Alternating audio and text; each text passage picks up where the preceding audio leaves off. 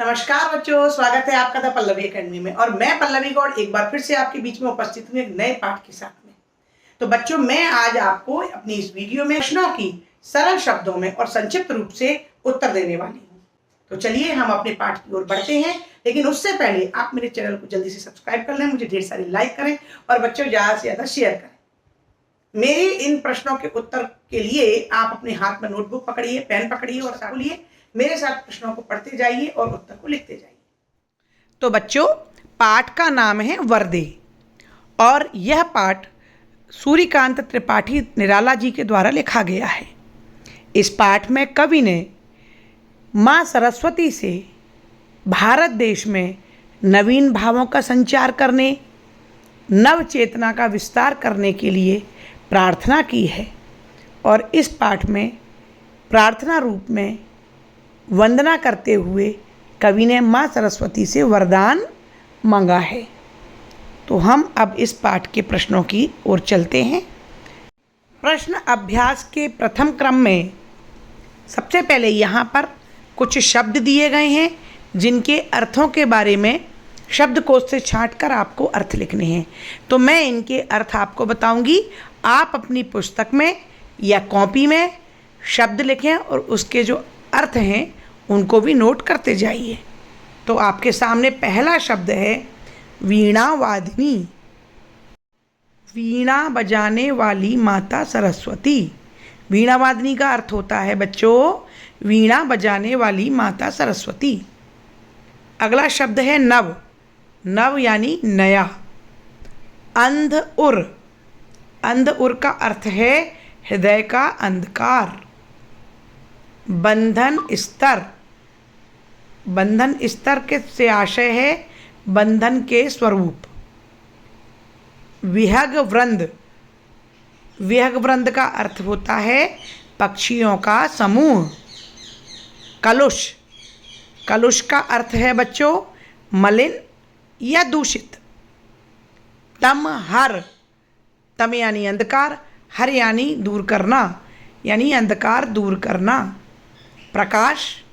प्रकाश का अर्थ है उजाला। नवल। नवल का अर्थ होता है नया। मंदरव। मंदरव का अर्थ है धीमा स्वर। उर यानी हृदय। जननी। जननी का अर्थ है जन्म देने वाली माँ। तम यानी अंधकार। पर का अर्थ है पंख। कलुष भेद। कलुष भेद का अर्थ है दूषित भाव। जगमग जग कर दे अर्थात संसार को प्रकाशित करना। ज्योतिर्मय निर्झर। ज्योतिर्मय का अर्थ है प्रकाशवान। निर्झर का अर्थ होता है झरना अर्थात प्रकाशवान झरना। तो इस प्रकार से बच्चों यहाँ पर प्रश्न क्रमांक 1 शब्दार्थ पूर्ण होते हैं। आगे अब हम प्रश्न क्रमांक 2 पर चलते हैं। प्रश्न क्रमांक 2 है निम्नलिखित प्रश्नों के उत्तर संक्षेप में लिखिए। तो बच्चों यहाँ पर 3 प्रश्न दिए गए हैं और हमें इन प्रश्नों का उत्तर संक्षिप्त रूप से देना है। तो आपका क नंबर का प्रश्न है नव नभ के माध्यम से कवि क्या कहना चाहता है। इसका उत्तर होगा बच्चों कवि नए भारत की रचना में सभी प्राणियों को नए साधन प्राप्त हों यह कहना चाहता है। अगला प्रश्न है इस कविता में कवि किससे वरदान मांग रहा है। बच्चों इसका उत्तर है माता सरस्वती से, अर्थात इस कविता में कवि माता सरस्वती से वरदान मांग रहा है।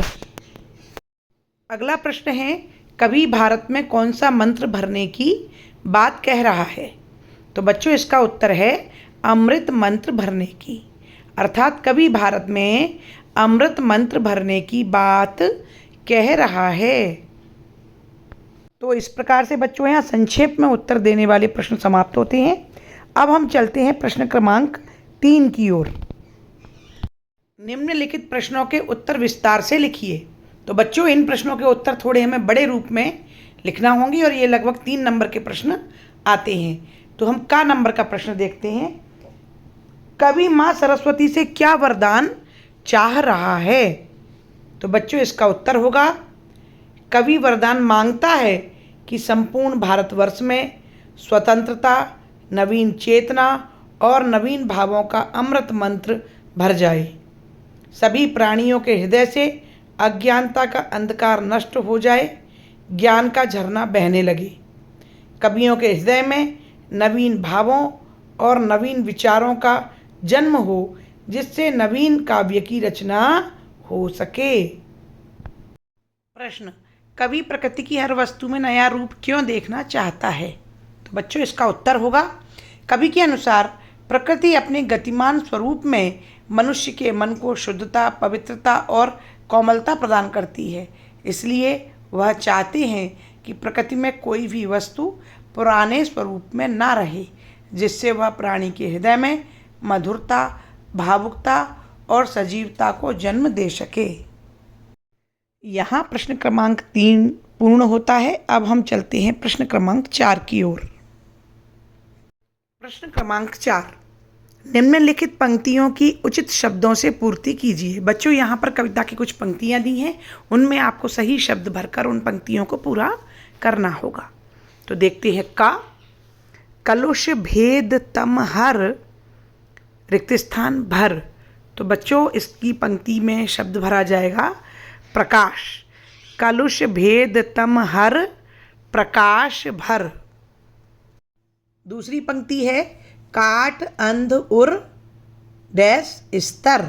तो बच्चों यहाँ पर आप लिखेंगे काट अंध उर के बंधन। शब्द कौन सी आएंगे? के बंधन स्तर। तो आप यहाँ भरेंगे के बंधन। कविता की अगली पंक्ति है बहा डैश ज्योतिर्मय निर्झर। तो बच्चों यहाँ पर जो शब्द लिखा जाएगा वो होगा जननी। बहा जननी ज्योतिर्मय निर्झर। तो आप क्या भरेंगे यहाँ पर? आप लिखेंगे जननी। इस प्रश्न में अगली पंक्ति है नव रिक्त स्थान स्वर दे। तो इस पंक्ति में हमको लिखना होगा पर नव, अर्थात नव पर नव स्वर दे। तो आप क्या लिखेंगे बच्चों? पर नव। इस प्रकार से यहाँ पर प्रश्न क्रमांक 4 पूर्ण होता है। अब बढ़ते हैं प्रश्न क्रमांक 5 की ओर। तो जैसा आप देख रहे हैं प्रश्न क्रमांक 5 में है निम्नलिखित पंक्तियों के भाव स्पष्ट कीजिए। तो बच्चों यहाँ पर 2 प्रश्न दिए हैं का और खा, और उसमें कविता की कुछ पंक्तियाँ लिखी हुई हैं। तो हमें उनका भाव अर्थात उनका अर्थ स्पष्ट करना है। तो सबसे पहले देखते हैं हम का नंबर की पंक्ति। काट अंध उर के बंधन स्तर बहा जननी ज्योतिर्मय निर्झर। इन पंक्तियों का भावार्थ है कि कवि माँ सरस्वती से प्रार्थना करते हुए कहता है कि हे माँ, मानव के हृदय में जो अज्ञानता के अलग अलग स्तरों के बंधन हैं उन्हें काट दो, उन्हें हर अज्ञानता से मुक्त कर दो और उनके हृदय में ज्ञान की ज्योति रूपी झरना बहा दो। भावार्थ के लिए दूसरी 2 नई पंक्तियां हैं। नव नभ के नव विहग वृंद को नव पर नव स्वर दे। इन पंक्तियों का आशय है कवि माँ सरस्वती से प्रार्थना करते हुए कहता है कि हे माँ, यह जो नवीन समाज रूपी आकाश है उसमें पक्षियों के समूह रूपी कवियों का समूह नवीन कल्पना के साथ उड़ान भरने के लिए आकुल है। तो आप इन कवि समूह को गति प्रदान करें और इनमें नवीन लय, नए कल्पना रूपी पंख लगा दें, जिससे ये नवीन भावों का सृजन कर सकें। तो इस प्रकार से यहाँ प्रश्न क्रमांक 5 पूर्ण होता है। अब हम बढ़ते हैं प्रश्न क्रमांक 6 की ओर। प्रश्न क्रमांक 6 में लिखा है सही विकल्प चुनकर लिखिए। अर्थात आपके प्रश्न के उत्तर में 4 विकल्प दिए गए हैं, उनमें से आपको जो सही उत्तर है वो लिखना है। तो प्रश्न क्रमांक 1, नव नभ के नव विहंग वृंद को पंक्ति में अलंकार है। विकल्प में अ यमक, आ अनुप्रास, ई श्लेष। तो बच्चों यहाँ पर न और व वर्ण की बार बार आवृत्ति हुई है, बार बार न और व वर्ण आया है, तो यहाँ पर अनुप्रास अलंकार होगा।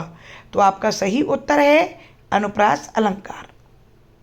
प्रश्न क्रमांक 2, वरदे कविता के रचयिता हैं अ सूर्यकांत त्रिपाठी निराला, आ जयशंकर प्रसाद और ई गिरधर। तो बच्चों वरदे कविता के जो रचयिता हैं वे हैं सूर्यकांत त्रिपाठी निराला। तो आपका उत्तर है सूर्यकांत त्रिपाठी निराला। प्रश्न क्रमांक ग, विहग वृंद का आशय है ए पक्षियों का समूह, बी मनुष्य का समूह, सी पक्षियों का समूह। तो आपका सही उत्तर है सी पक्षियों का समूह। विहग वृंद का आशय होता है बच्चों पक्षियों का समूह। बच्चों अब हम बढ़ते हैं भाषा अध्ययन की ओर। आपके जो बोध प्रश्न थे वो यहाँ खत्म होते हैं, पर अब आपके पाठ के पीछे भाषा अध्ययन यानी कि व्याकरण संबंधी सामान्य जानकारी हैं, तो उनको हम देखते हैं। प्रश्न क्रमांक 1, निम्नलिखित शब्दों का शुद्ध उच्चारण कीजिए। देखिए यहाँ पर कुछ शब्द दिए गए हैं, उनका आपको शुद्ध उच्चारण करना है। जैसे पहला शब्द है वीणावादिनी। क्या शब्द है बच्चों? वीणावादिनी। उसके आगे लिखा है स्वतंत्र, फिर अमृत, अमृत। उसके बाद है ज्योतिर्मय, ज्योतिर्मय, विहग, वृंद। क्या है बच्चों? वृंद, बंधन। आगे लिखा है निर्झर और अंत में लिखा है जननी, जननी। अब यहाँ पर एक बात और बताई गई है ब्रैकेट में कि वरदे कविता में वीणा, वादिनी और जननी शब्द प्रयुक्त हुए हैं, जबकि हिंदी में इनके मानक स्वरूप हैं वीणा, वादिनी और जननी। संबोधन में अंतिम इकारांत शब्द इकारांत हो जाता है और कविता में छंद की लय के अनुरोध से भी ऐसा किया जाता है। तो ठीक है बच्चों, अगर कहीं पर आपको वीणा, वादिनी ना पे ई की बड़ी ई की मात्रा मिल जाए तो वो गलत नहीं है। इसी तरीके से जननी भी सही है। ठीक है, आगे देखते हैं। प्रश्न क्रमांक 2, वरदे पाठ में आए रा के विभिन्न रूप वाले शब्द छांट कर लिखिए। देखिए बच्चों, यहाँ पर ब्रैकेट में रा के विविध रूप लिखे हुए हैं, तो उनसे संबंधित शब्द आपको इस कविता में से छांट कर लिखने हैं। तो आइए देखते हैं। देखो बच्चों, कुछ शब्द मैं यहाँ बता रही हूँ, जैसे प्रिय, अमृत, निर्झर, मंद्र, वृंद, रव, प्रकाश। इनके अलावा भी आप कविता में से अन्य शब्द छांट सकते हैं। प्रश्न क्रमांक 3, निम्नलिखित शब्दों के नीचे बनी पहेली से दो दो पर्यायवाची शब्द खोजकर लिखिए। देखिए बच्चों, यहाँ पर एक वर्ग पहेली दे दी गई है और ऊपर कुछ शब्द लिखे हैं, जैसे अमृत, जननी, रात, जग, आकाश और विहग। तो हमें इस पहेली में से इन शब्दों के दो दो पर्यायवाची शब्द खोजकर लिखने हैं। तो बड़ा ही मज़ेदार खेल है। आओ देखते हैं कि इसमें कौन कौन से पर्यायवाची शब्द छुपे हुए हैं। देखो बच्चों, यहाँ पर दो शब्द हैं अमृत के पर्यायवाची, सुधा और अमीय। आपको दिखाई दे रहा होगा, सुधा और अमीय अमृत के पर्यायवाची। देखो अब अगला शब्द दिया है जननी। तो जननी के दो पर्यायवाची हैं, एक तो है माता और दूसरा है माँ। बच्चों अगला शब्द है रात। तो रात के देखिए दो शब्द मिल गए हैं, एक तो रात्रि जहाँ मैंने लिखा है वहीं पर देखिए, और एक है निशा। ठीक है, देखिए बच्चों अगला शब्द है जग। तो जग के भी हमें दो पर्यायवाची मिल गए हैं। आप देखिए संसार, जहाँ मैंने लिखा है वहीं ऊपर 3 कॉलम देखिए, और उसी के बगल वाले कॉलम में लिखा है जगत। तो इस प्रकार से दो पर्यायवाची हुए, संसार और जगत। बच्चों अगला शब्द है आकाश। आकाश के दो पर्यायवाची दिखाई दे रहे होंगे, मैंने एक जगह लिखा है नभ और नीचे लिखा है गगन। तो देखिए वहाँ पर दो पर्यायवाची मिले हमें, नभ और गगन। अगला शब्द है विहग। तो इसके दो पर्यायवाची मैंने लिख दिए हैं, देखिए आप, पक्षी और उसी के ऊपर खग। तो इस प्रकार से बच्चों इस वर्ग पहेली में हमें प्रत्येक शब्द के दो दो पर्यायवाची मिल चुके हैं। अब हम आगे देखते हैं। भाषा बोध का प्रश्न क्रमांक 4 है बच्चों, तम हार प्रकाश भर में एक दूसरे के विपरीत अर्थ वाले शब्द प्रयुक्त हुए हैं।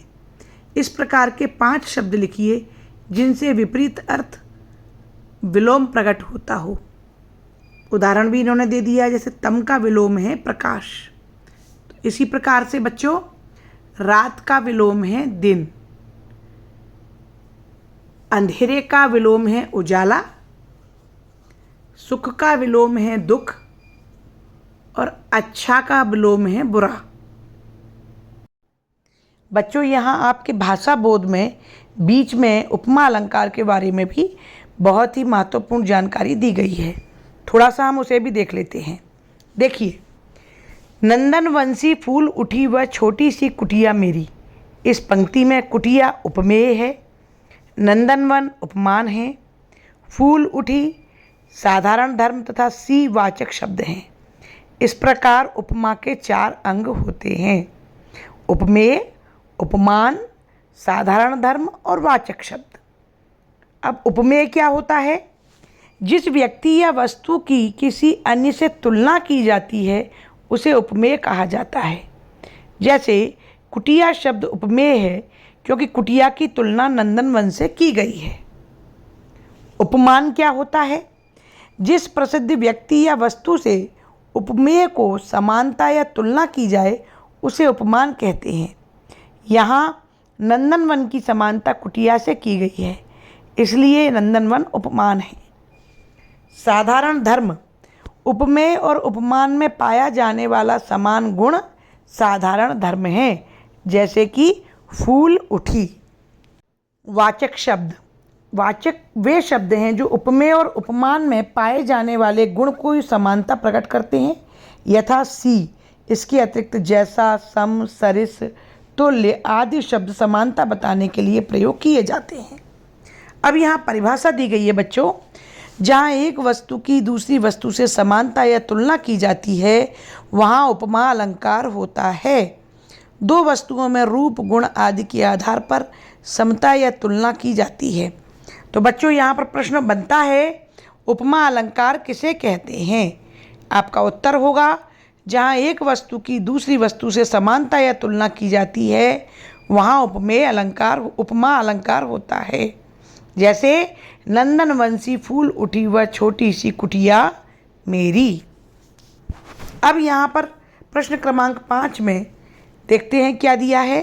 निम्नलिखित उदाहरणों में उपमेय, उपमान, साधारण धर्म, वाचक शब्द छांटकर तालिका में लिखिए। देखिए बच्चों, यहाँ पर आपके सामने 4 पंक्तियाँ लिखी गई हैं। इन पंक्तियों में से अपने को उपमेय, उपमान, साधारण धर्म और वाचक शब्द अलग अलग छांटकर लिखना है। तो पंक्तियाँ देख लेते हैं। नंबर 1, सीता का मुख चंद्रमा के समान सुंदर है। तो देखो बच्चों, पहला जो कॉलम है वो है उपमेय का। तो इसमें सीता के मुख की तुलना की जा रही है किससे? चंद्रमा से। तो यहाँ पर उपमेय बनेगा सीता का मुख। और उपमान जिससे तुलना की जाती है अर्थात चंद्रमा। साधारण धर्म क्या बनेगा?